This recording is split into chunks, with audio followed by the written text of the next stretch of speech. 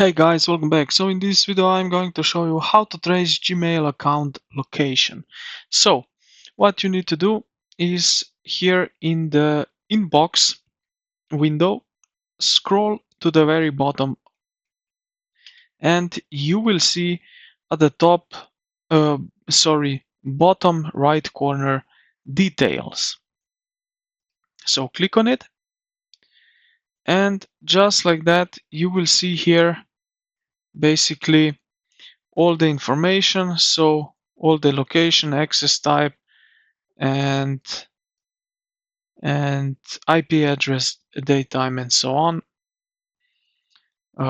So yeah, this is pretty much it. How you can find and trace Gmail account location.